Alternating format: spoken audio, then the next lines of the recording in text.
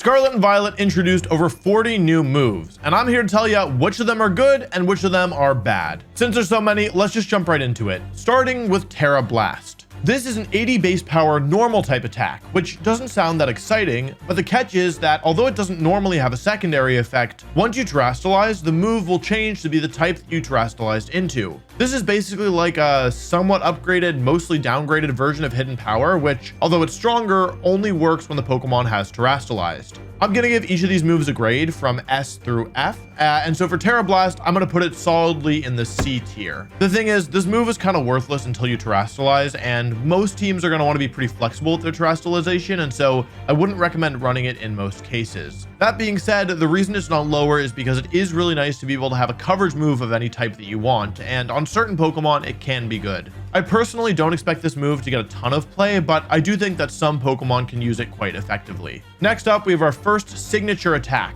Silk Trap. This move can only be learned by Spidops, and it's pretty good. Basically, this is just Protect, but with an additional effect. We've seen some moves like this before, like Spiky Shield and Baneful Bunker, which are Protect, but if the user makes contact, they have a secondary effect. And Silk Trap is the same thing, where if the user makes contact with the trap, their speed is lowered. Most Pokemon and competitive Pokemon want to run Protect, and having a move that is basically just Protect but better is great. I'm giving Silk Trap the grade of A, because it's not going to swing battles most likely, but it is a really powerful secondary effect. Honestly, better than Baneful Bunker and probably better than Spiky Shield as well. The reason it's not in the S tier is because it's not so strong that it's going to just outright win you fights, but it is a good move and every Spidops should be using it. Next up, we have Axe Kick. This is a 120 base power fighting move that can confuse the target, but if the move is clicked and doesn't connect, the user takes some recoil. This is an interesting move because it's definitely better than High Jump Kick, but not quite as good as Close Combat. To me, it feels like a high risk, high reward move because confusing 1/3 of the time is actually really good, but missing is pretty bad. The user will also take this recoil even if they don't miss, but if the opponent protects themselves, which is actually pretty bad. Granted, the recoil is less because it's only 25% recoil compared to High Jump Kick, which is 50% recoil, but I still think that Close Combat is a better and more consistent attack. I give Axe Kick a grade of C because it's not a bad move, but it's certainly not a good one, and it's a little bit too risky for my liking.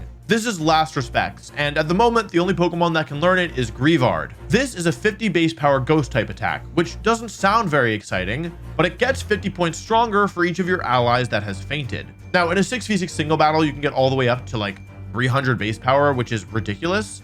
But in 4v4 competitive Pokemon, you can only get up to 200 base power, which is still good, but you'd have to be the last Pokemon left for that to count. Now, this is still a good move, but again, it's a little inconsistent, especially if you want to use Greavard early. I would give this move a grade of B because it has a really high ceiling, but it also, again, is a little risky to use because you might want to use Greavard before your Pokemon have fainted. Next up is Lumina Crash, the signature ability of Espathra. This is an 80 base power special psychic move that lowers the target's special defense by 2 stages when it hits. Not only does it make Espathra really difficult to switch into, it also can combo with a special partner. Normally, moves that lower your special defense by 2 stages have some kind of drawback, like Acid Spray, which is a really weak move and a bad offensive type, or Seed Flare, which is not usable in competitive Pokemon and also doesn't activate 100% of the time. And I think this move alone gives Espathra a pretty good chance of being usable in competitive Pokemon. This is going to be my first S tier grade, and though I might have overestimated it slightly, I do feel confident that this is just a really ridiculous move. Next up, we have Order Up, which is a really funny move that is exclusive to Dodonzo.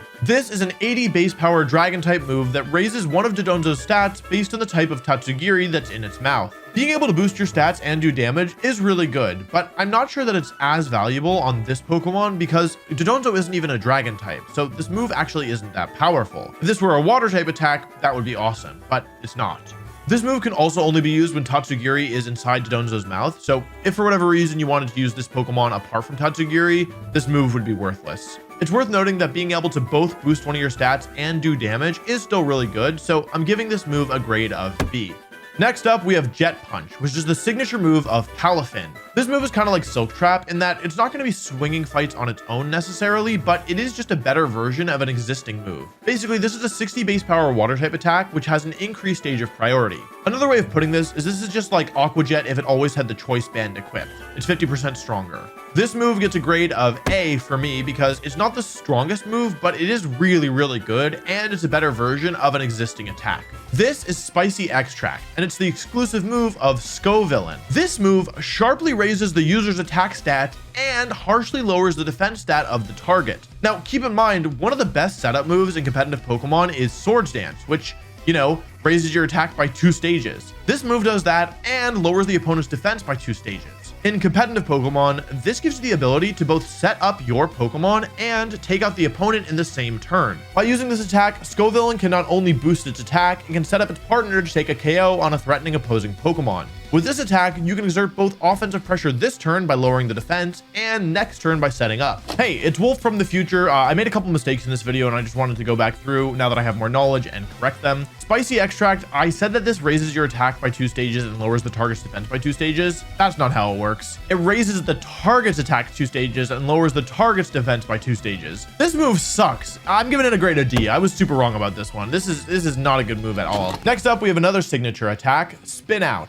It's a 100 base power steel type attack that lowers the user's speed by 2 stages after it connects. Revroom isn't a slow Pokemon by any means, but it's also not super fast. So having a powerful attack that doesn't have a major drawback, in my opinion, is really good. To me, this move seems really well balanced because it has 100 base power, which is weaker than like close combat or overheat, but the downside is like less of a big deal than those moves as well. So good job, Game Freak. I like this one. I'm gonna give this one a grade of A.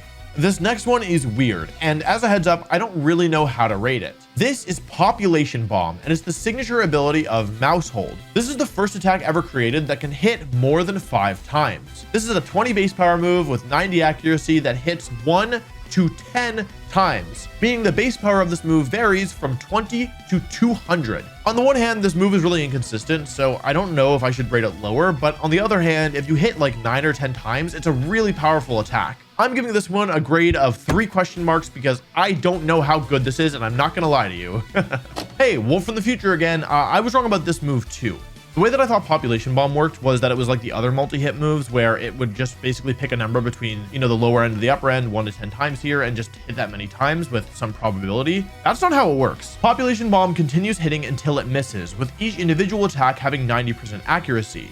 So if you have some way of boosting Mousehold's accuracy, it'll always hit 10 times. This move is broken, especially given that Mousehold has both Technician and Stab on it. I'm giving it a grade of S. This is Ice Spinner, and it's finally a good physical ice type attack with 100% accuracy. It has 80 base power, which is very reasonable, and as a secondary effect, it destroys any terrain that's on the field. Pokemon started experimenting with moves that remove terrain with like Steel Roller, but the problem with that move was that it only worked if terrain was on the field. This made it really difficult to run because as soon as you destroyed the terrain, the move couldn't be used again. So I'm really happy to see them go in this more sustainable direction with a move that is weaker, but also like you can use it even if terrain isn't up. Also, this move is relatively well distributed and a bunch of good ice types and non-ice type Pokemon get it. Terrains have been really impactful the last couple of years, and the main counterplay to them was like just bring a different terrain of your own and overwrite your opponent's terrain. So I'm really happy that we have this move.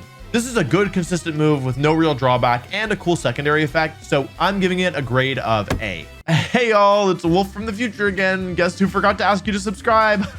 I've been working really hard on these videos. We've been putting out a ton of content. We're putting out videos every 2 days, which we used to put out videos every 2 weeks. So it's been quite a lot. I've been really busy. My hair looks stupid. I know that if you're watching this video, there's going to be other videos that you would also enjoy. And so just make sure you're subscribed. I would really love to get this channel to 1 million subscribers. And we're actually on pace to hit it by March. And I want to thank you, of course, for always watching these videos and for the support you already give, as well as to my subscribers who also have been watching stuff for a while. So yeah, thank you for watching. I hope you enjoyed the video, and yeah, please subscribe. This is Glaive Rush, and it's the signature move of Baxcalibur. It's a 120 base power dragon type attack that never misses and has the drawback of making the user take double damage the next turn from attacks, and the opponent's attacks cannot miss. I think this is a great attack because you can just run Protect and make it so you don't take any damage the next turn. And of course, nobody's forcing you to do that, so if you're still in a strong offensive position, you can keep attacking. Normally, the strongest dragon type move that most dragons can use, at least consistently, is Dragon Claw, so having a move that is much stronger is, in my opinion, really good. I'm giving Glaive Rush a grade of A.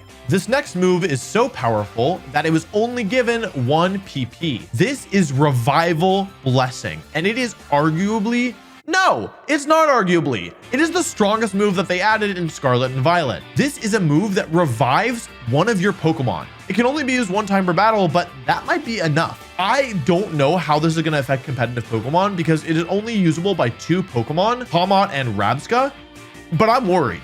This move to me seems so broken. I'm actually going to add a separate tier for this because it's not fair to put it with the other moves. This is going into S+ tier. I cannot stress enough how powerful this attack is, and please don't use it because I don't want to play against it. Next up is the signature ability of one of my favorite Pokemon, Salt Cure. This is a 40 base power rock type move that never misses and inflicts a status condition on the opponent that does 1/8 of their health until they die, or until they switch out, which is a lot more mitigatable. The bonus is that if it hits a steel or water type Pokemon, rather than doing 1/8 of their health at the end of every turn, it does 1/4. Now that's a lot of damage, but again, you can get rid of this just by switching out. I really want this move to be good, but to be honest with you, I just don't really believe. I'm giving this one a grade of C, but I really hope that I'm wrong because I really like this move. Next up, we have Wugtrio's signature attack, which is a sentence I never thought I'd say. Triple Dive. This is a 30 base power water move with 95% accuracy that hits 3 times. It's basically a slightly stronger waterfall that can't flinch. I'm putting it in the B tier because it's not a bad move, but it's not a good move either.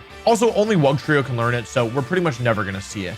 Next up, we have one of the coolest named attacks on this list, Mortal Spin. Despite how cool this sounds, this is a really weak move. It only has 30 base power, and the secondary effect just isn't that good. It poisons the target and removes like Leech Seed, Bind, Wrap, etc. from the user. I'm putting this one in the D tier because it's just not a good attack. This next one is really weird. It's called Doodle, and it's the signature ability of Graphii. This attack changes the ability of the user and the user's partner to whatever it targets. So for example, if you targeted like Farigiraf, both you and your partner could end up with Kudchu. This is a really cool attack because it allows you to change both your ability and your partner's ability at the same time, but the problem is that it's inconsistent. I was going to give this one question mark tier, but I think I'm going to put it in the C tier. No, I'm going to put it in the B tier actually. The reason being is that it's kind of metagame dependent, I assume, because it kind of depends on which Pokemon are popular and if there's anything you want to like yoink their ability. But even if there's nothing that ridiculous you can do with this, I think that if you copy Intimidate, you should be able to suddenly drop both of your opponent's attack stats by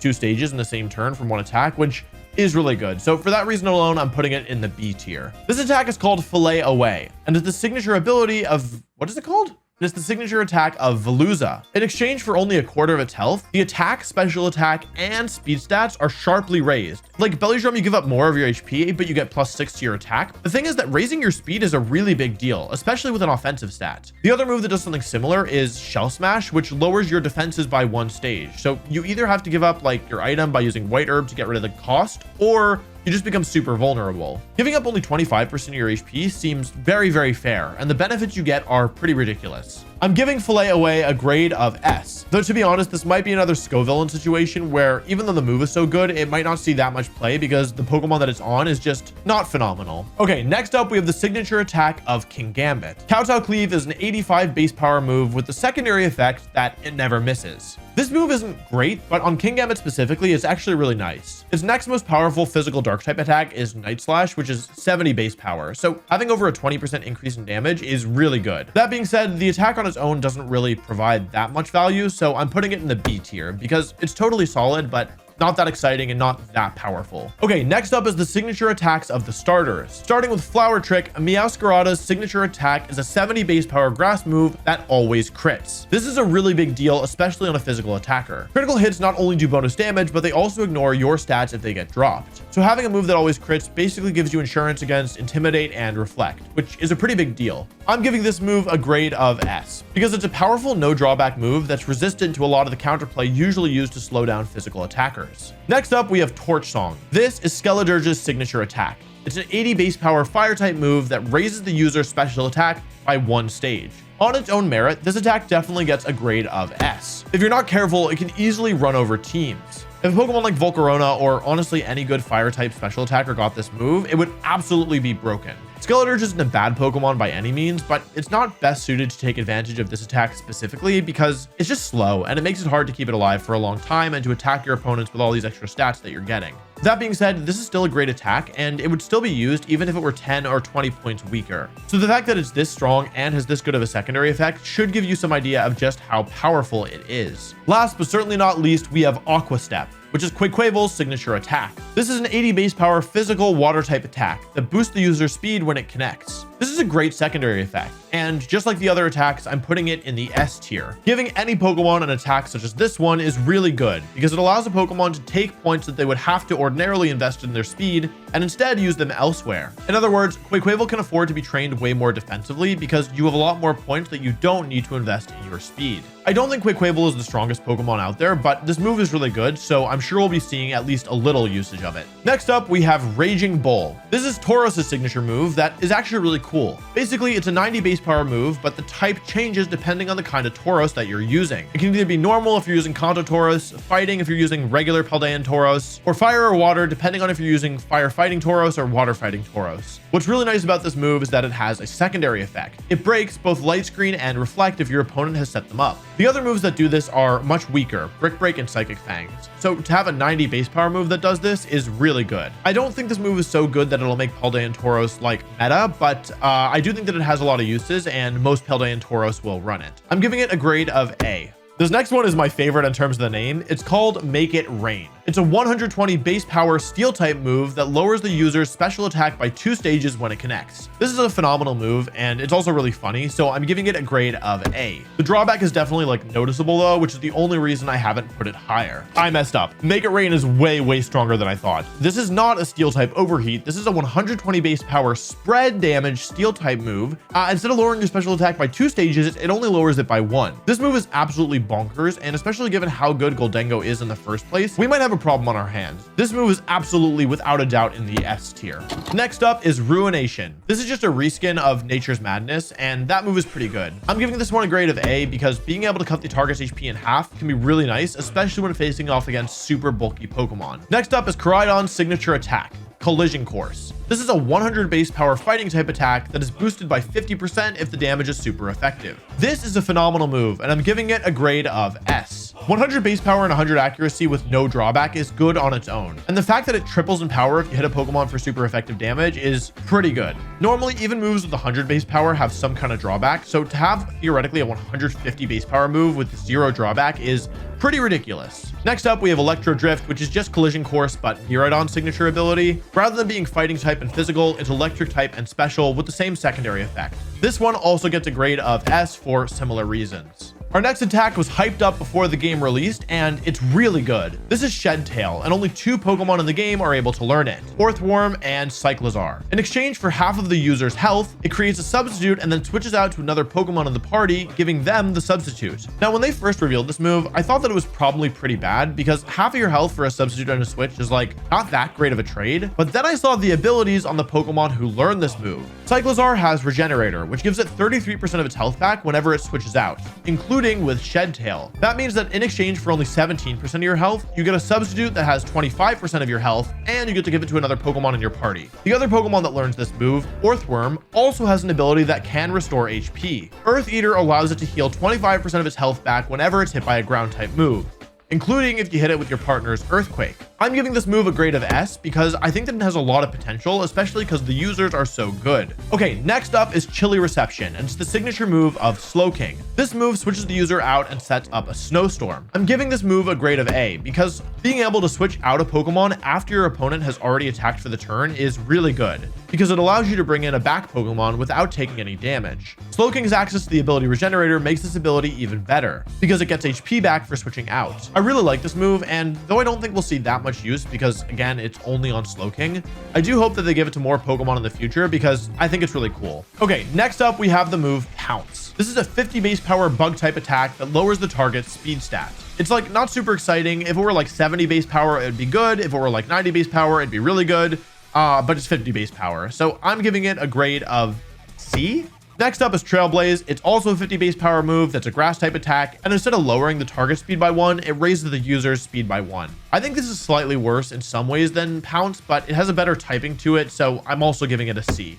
Next up, we have Chilling Water. This is a 50 base power attack that is a special move unlike the last 2, which were physical, and it lowers the target's attack stat by 1. It's not super good. It's not strong enough to be really noticeable. Again, for a move like this to be good, it would probably need at least 70 base power. I'm giving this a grade of C. This is Hyper Drill. It's Dudunsparce's signature attack, and it's 100 base power, normal type move that not only has no drawback, it hits through Protect. This is broken. This is super broken. Being able to hit through Protect is a massive deal because Protect is the most common move in competitive Pokemon. Normally moves that hit through Protect are like Faint. It's kind of it. Like there's not that many moves that do it. And in the past, when, you know, Dynamax moves and Z moves could hit through Protect, they were doing a quarter of their original damage. So to have a 100 base power move that can't be blocked is nutty, especially because Dudunsparce's stats are actually pretty good. This move is absolutely going in the S tier, and I have no question about that. Okay, last correction. Hyper Drill does not only hit through Protect, it breaks Protect. It also breaks Wide Guard and Quick Guard and all those other things. To have a move that's 100 base power that just breaks Protect altogether is so broken, like truly so broken. As you can guess, this move also gets a grade of S, if not S+. Our next move is a bit disappointing compared to the last one, but yeah, it's fine. This is Twin Beam. It's a 40 base power special psychic attack that hits twice. Yay. This one's going in the F tier because I haven't put anything there yet, and also because it's just worse than Psychic and Psyshock, so you should never be using it. Okay, so I was totally prepared to put this next one in the C tier. I was wrong. I did not understand how this worked. This next attack is called Rage Fist, and it is Annihilape's signature move. This is a 50 base power ghost type attack. That doesn't sound very powerful, so I thought, yeah, like, okay, it's not that good, probably goes in the C tier, right? No. So what Rage Fist does is every time the user was hit by an attack, its base power increases by 50. Oh my God. I thought it was going to be like 10 or 20. It's 50. Switching out or even fainting does not reset this counter. So if Annihilape is hit, I don't know, twice, this move goes from 50 base power to 150 base power. If it's hit 3 times, that is 200 base power. In theory, you could even pair this with like Revival Blessing and have a very powerful move. And there's no upper limit. I think this move is very, very good, and I'm putting it in the S tier. I'm going to call it now. I think Annihilape is going to be one of the best Pokemon of this generation, in part because of how strong this move is. Next up, we have another signature move, Armor Cannon. This is Armarouge's signature attack. It's a 120 base power special fire type move that lowers the user's defenses after it connects. It's basically like fire type special close combat. It's not so strong that it wins fights on its own. This is a great move, and I'm giving it a grade of A. Next up, we have Bitter Blade, which is the signature attack of Ceruledge. It's a 90 base power physical fire type attack that heals the user for half of the damage dealt. This is also getting a grade of A. Though it isn't as strong as Armor Cannon, the secondary effect actually helps it rather than hurts it. Most of the other moves that steal HP, like Drain Punch and Horn Leech, are 75 base power. So this move is like 20% stronger than them. The thing about these draining moves is that, like, in a lot of scenarios, you're not going to be healing that much HP. Like, you're going to be grateful for it, but it's not going to be that much. But on those rare scenarios where you hit something and deal like a ton of damage, being able to go all the way back up to full HP is a pretty massive deal. If this move were even 10 points stronger, I would have put it in the S tier. So of the things that I've given a grade of A to, this one is towards the higher end. Next up, we have a signature attack to Palmy of Double Shock. This is a 120 base power physical electric attack that causes the user to lose its electric typing after the move is used. If you remember Burn Up, which was popular a little bit in Generation 7, this is the electric type equivalent. You can't use it consecutively because you need to be electric type in order to use the move. And although it is really strong, giving up electric typing isn't that valuable because you're giving up a couple resistances and you only have one weakness in the first place, so it's a pretty good type. I'm gonna give it a grade of C. Next up is Gigaton Hammer, the 160 base power steel type attack, whose only drawback is that you can't use it consecutively. Just like with Excalibur, this is pretty easy to get around thanks to Protect. The only way this move is balanced is because they gave it to only one Pokemon, and they gave that Pokemon a shockingly low attack stat. This move gets a grade of S, and if it was given to a Pokemon with an actual attack stat, I would be terrified. Okay, next up we have Comeuppance. This attack is only given to a handful of Dark-type Pokemon, and it's basically kind of like Reflect or Mirror Coat, where if a Pokemon takes damage, it will then retaliate and do more damage back. Reflect and Mirror Coat each deal 200% of the damage received back to the Pokemon that hit them, whereas this is only 150%, but it works for both physical and special moves, whereas Reflect and Mirror Coat are each limited to their own type. In other words, this is basically just Dark-type Metal Burst if you're familiar with that attack. I'm giving this one a grade of B because it's not a bad move, but It is a little inconsistent, it requires predictions, and it's not that powerful at the end of the day. Okay, last but not least, we have Aqua Cutter. This is a 70 base power water type attack that is physical and has a higher chance of landing a critical hit. I was gonna give this a grade of C, but I changed my mind and I'm giving it a B grade instead. And that's for one reason and one reason only. Aqua Cutter is a cutting move, which in the past didn't mean anything, but combos with the new ability Sharpness. And they gave it to a couple of Pokemon with Sharpness like Gallade and Samurott. This isn't a good move by any means, but it is a lot stronger when it's used by a Pokemon with Sharpness, and that's enough for me to bump it up from C to B. And that's all of the new moves added in Scarlet and Violet. Let me know which of them is your favorite and which one you are most scared of. Thanks for watching, see you again soon.